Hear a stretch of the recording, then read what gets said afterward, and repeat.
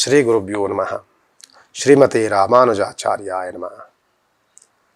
ಗುರುಬ್ರಹ್ಮ ಗುರುರ್ವಿಷ್ಣು ಗುರುರ್ದೇವೋ ಮಹೇಶ್ವರ ಗುರು ಸಾಕ್ಷಾತ್ ಪರಬ್ರಹ್ಮ ತಸ್ಮೈ ಶ್ರೀ ಗುರುವೇ ನಮಃ.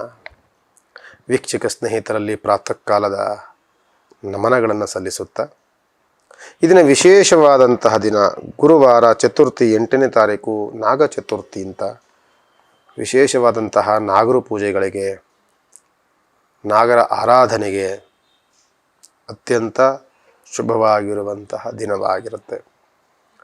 ಯಾರಿಗೆ ನಾಗರ ದೋಷಗಳಿರುತ್ತೆ ಅಂಥವರು ಜೊತೆಯಲ್ಲಿ ಎಲ್ಲರೂ ಸಹ ಮಾಡಬೇಕಾಗಿರುವಂತಹ ನಾಗ ಚತುರ್ಥಿ ನಾಗಪಂಚಮಿ ಶುಭವಾಗಿರುವಂಥ ದಿನ ಅಂತ ಹೇಳ್ತಾ ಇದನ್ನು ನೋಡಿ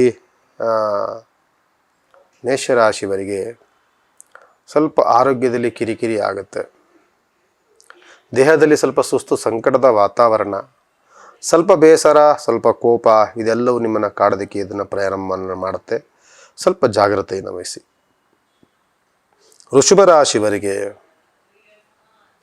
ಆಯಾಸದ ವಾತಾವರಣ,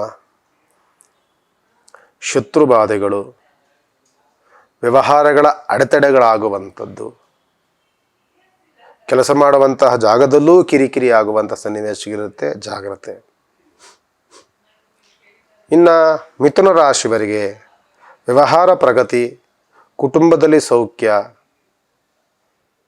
ಹಣಕಾಸಿನ ವಿಚಾರದಲ್ಲಿ ಮಿಶ್ರ ಫಲಗಳಿಂದ ಕೂಡುವಂಥದ್ದು, ಹೊಸ ಹೊಸ ಕೆಲಸಗಳ ಆಗಮನ ಇದೆಲ್ಲವೂ ನಿಮಗೆ ಇರುತ್ತೆ. ರಾಯರ ಪ್ರಾರ್ಥನೆಯಿಂದ ಇನ್ನೂ ಅನುಕೂಲವಾಗುತ್ತೆ. ಇನ್ನು ಕರ್ಕಾಟಕ ರಾಶಿಯವರಿಗೆ ಶುಭವಾಗಿರುವಂಥ ಯೋಗಗಳು, ಸರ್ಕಾರಿ ಕೆಲಸದಲ್ಲಿ ಉತ್ತಮವಾದಂತಹ ವ್ಯವಹಾರಗಳಾಗತ್ತೆ. ಕೋರ್ಟು ಕಚೇರಿಗಳಿಂದ ಜಯದ ವಾತಾವರಣ ಸಿಗುತ್ತೆ. ಮನೆಯಲ್ಲಿ ಶುಭ ಕಾರ್ಯಗಳ ಅನುಕೂಲಗಳಾಗುತ್ತೆ. ನಿಮ್ಮ ಸಂಕಷ್ಟಗಳಿಗೆ ನೆರವಾಗುವಂಥ ಸ್ನೇಹಿತರು ಸಿಗ್ತಾರೆ. ತುಂಬ ಅನುಕೂಲಕರವಾಗಿರುವಂಥದ್ದು ಕರ್ಕಾಟಕ ರಾಶಿಯವರಿಗೆ. ನಂತರದಲ್ಲಿ ಸಿಂಹ ರಾಶಿಯವರಿಗಂತೂ ಉತ್ತಮವಾದಂಥ ಯೋಗ. ಏನನ್ನು ಮಾಡೋಕ್ಕೋದ್ರೂ ಸಹ ನಿಮಗೆ ಉತ್ತಮವಾದಂತಹ ಬೆಳವಣಿಗೆ, ಉತ್ತಮವಾದಂತಹ ಲಾಭ, ಹಣಕಾಸಿನ ವ್ಯವಹಾರದಲ್ಲಿ ಪ್ರಗತಿ, ಜೊತೆಯಲ್ಲಿ ನಿಮಗೆ ಯಾವುದೇ ಸರ್ಕಾರಿ ಕೆಲಸಗಳಲ್ಲಿ ಹೋದರೆ ಉತ್ತಮವಾದಂತಹ ಪ್ರಮೋಷನ್ನು, ಉತ್ತಮವಾದಂತಹ ಬಡ್ತಿ, ಕೆಲಸ ಕಾರ್ಯಗಳೆಲ್ಲವೂ ಸುಸೂತ್ರವಾಗಿ ನಡೆಯುವಂಥ ಸನ್ನಿವೇಶಗಳು ಸಿಂಹ ರಾಶಿಯವರಿಗಿದೆ. ಕನ್ಯಾ ರಾಶಿವರೆಗೂ ಸಹ ಮನೆಯಲ್ಲಿ ಶುಭ ಕಾರ್ಯಗಳಾಗುತ್ತೆ. ಹೊಸ ಹೊಸ ವಾಹನಗಳನ್ನು ಖರೀದಿ ಮಾಡುವಂಥದ್ದು, ಮನೆಗೇನಾದರೂ ವಸ್ತುಗಳನ್ನು ಖರೀದಿ ಮಾಡ್ಕೊಂಡು ಬರುವಂಥದ್ದು, ಮತ್ತು ಜೊತೆಯಲ್ಲಿ ಚಿನ್ನ ಬೆಳ್ಳಿಯ ಖರೀದಿ ಮಾಡುವಂತಹ ಯೋಗ ಇದೆಲ್ಲವೂ ಸಹ ಕನ್ಯಾ ರಾಶಿಯವರಿಗೆ ತುಂಬ ಅನುಕೂಲಕರವಾಗಿದೆ. ನಂತರ ತುಲಾ ರಾಶಿಯವರಿಗೆ ಹಣಕಾಸಿನ ಉತ್ತಮವಾದಂಥ ಬೆಳವಣಿಗೆ, ಜೊತೆಯಲ್ಲಿ ಬಿಸ್ನೆಸ್ಸಲ್ಲಿ ಉತ್ತಮವಾದಂತಹ ಲಾಭ ಗಳಿಕೆ, ಅದರಲ್ಲೂ ಸಹ ಹೋಟೆಲ್ ಬಿಸ್ನೆಸ್ಸು, ಬಟ್ಟೆ ಬಿಸ್ನೆಸ್ ಮಾಡುವಂಥವ್ರಿಗಂತೂ ಉತ್ತಮವಾದಂಥ ಗಳಿಕೆಯನ್ನು ಮಾಡ್ತೀರಿ. ವ್ಯವಹಾರದಲ್ಲಿ ಪ್ರಗತಿಯನ್ನು ಕಾಣ್ತೀರಿ. ಸ್ನೇಹಿತರಿಂದ ಅನುಕೂಲಗಳನ್ನು ನೋಡ್ತೀರಿ. ತುಂಬ ಚೆನ್ನಾಗಿರುವಂಥದ್ದು ತುಲಾ ರಾಶಿಯವರಿಗೆ.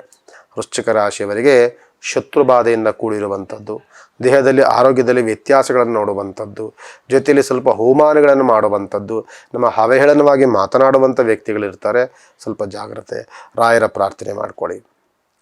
ನಂತರದಲ್ಲಿ ಧನುಸ್ ರಾಶಿಯವರಿಗೆ, ಧನುಸ್ ರಾಶಿಯವರೆಗೂ ಸಹ ವ್ಯವಹಾರದಲ್ಲಿ ಅಡೆತಡೆಗಳಂತೂ ಆಗುತ್ತೆ. ಕೋರ್ಟು ಕಚೇರಿಗಳಿದ್ರೆ ಅಪಜಯಗಳ ವಾತಾವರಣ, ನಾವು ಏನನ್ನು ಮಾಡೋಕ್ಕೋದ್ರೂ ಅಪವಾದಗಳು, ಅಪನಿಂದನೆಗಳು ಇಲ್ಲ ಸಲ್ಲದೆ ಬರ್ತಾ ಇರುತ್ತೆ. ಆದರೆ ಹಣಕಾಸಿನ ಅನುಕೂಲ, ವ್ಯವಹಾರದಲ್ಲಿ ಪ್ರಗತಿಯನ್ನಂತೂ ಕಾಣ್ತಿರ್ತೀರಿ. ರಾಯರ ಪ್ರಾರ್ಥನೆಯಿಂದ ಅನುಕೂಲವಾಗುತ್ತೆ. ಮಕರ ರಾಶಿಯವರಿಗೆ ನೆಮ್ಮದಿಯ ವಾತಾವರಣ, ಶತ್ರುಬಾಧೆಯಿಂದ ವಿಮುಕ್ತಿ, ವ್ಯವಹಾರದಲ್ಲಿ ಪ್ರಗತಿ, ದೇವತಾ ಆರಾಧನೆಗೆ ಮನಸ್ಸನ್ನು ಮಾಡುವಂಥದ್ದು ಇದೆಲ್ಲವೂ ತುಂಬ ಚೆನ್ನಾಗಿರುವಂಥದ್ದು. ಇನ್ನು ಕುಂಭರಾಶಿಯವರಿಗೆ ವಾಹನದಲ್ಲಿ ಸಣ್ಣ ಪುಟ್ಟ ಅಪಘಾತಗಳಾಗುವಂಥ ಸನ್ನಿವೇಶಗಳು, ದುಡುಕು ಸ್ವಭಾವ, ಕೋಪದ ವಾತಾವರಣ, ಇಲ್ಲ ಸಲ್ಲದ ಅಪನಿಂದನೆಗಳು ಇವೆಲ್ಲವೂ ಬರುವಂಥ ಸನ್ನಿವೇಶಗಳಿರುತ್ತೆ. ಸ್ವಲ್ಪ ಹನುಮಂತನ ಪ್ರಾರ್ಥನೆ ಮಾಡಿಕೊಳ್ಳಿ. ಮೀನರಾಶಿಯವರಿಗೆ ದೇಹದಲ್ಲಿ ಆಯಾಸವಾಗುತ್ತೆ, ವ್ಯವಹಾರದಲ್ಲಿ ಪ್ರಗತಿ ಸಿಗುತ್ತೆ, ಕೆಲಸಕ್ಕೋಸ್ಕರವಾಗಿ ಹೊರಗಡೆ ಓಡಾಡುವಂಥ ಸನ್ನಿವೇಶಗಳು ಬರುತ್ತೆ, ಜೊತೆಯಲ್ಲಿ ಲಾಭದಾಯಕವಾಗುತ್ತೆ, ಹಣಕಾಸಿನ ವ್ಯವಹಾರದಲ್ಲಂತೂ ಪ್ರಗತಿಯನ್ನು ಕಾಣ್ತೀರಿ ಮೀನರಾಶಿಯವರು ಅಂತ ಹೇಳ್ತಾ ವಿಶೇಷವಾದಂಥ ಸಂಚಿಕೆ ದಿನ ಗುರುವಾರ ಆಗಿತ್ತು.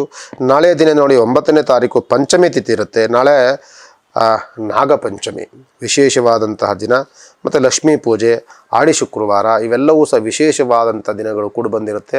ಶ್ರಾವಣ ಮಾಸದಲ್ಲಿ ಬಂದಿರುವಂಥದ್ದು ವಿಶೇಷವಾದಂಥದ್ದು.